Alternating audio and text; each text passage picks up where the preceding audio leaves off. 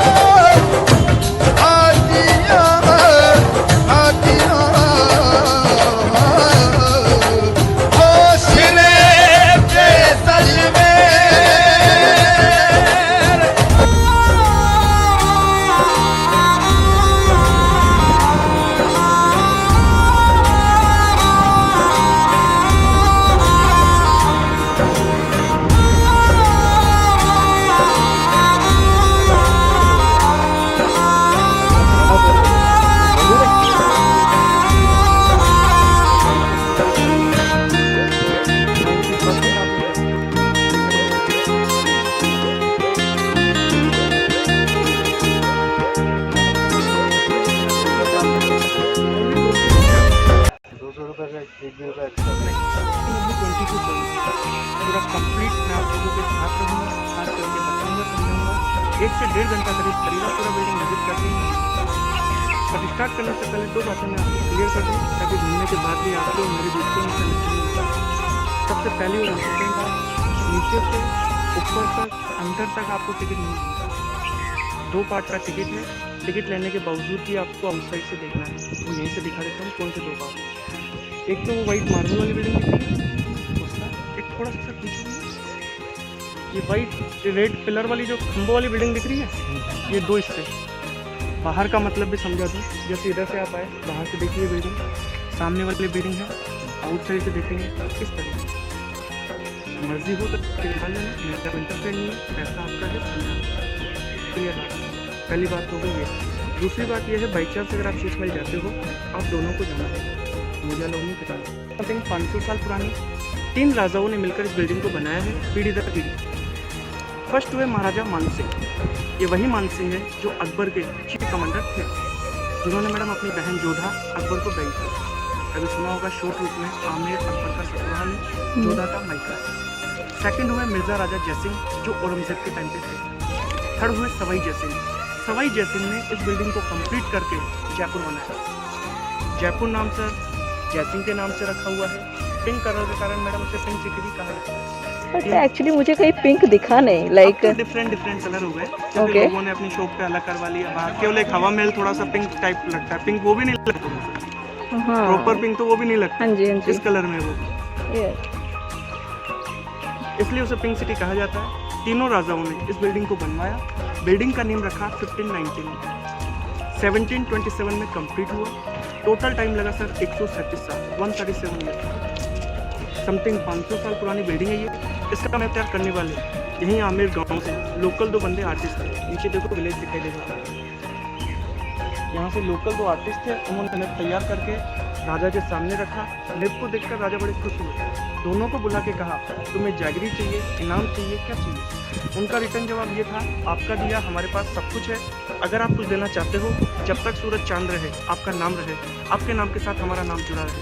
इतनी बात सुनने के बाद राजा बड़े खुश हुए। तुरंत प्रभाव से डिसीजन दिया, पैलेस के फ्रंट में इन दोनों के नाम से 2 बगीचे तैयार किए गए।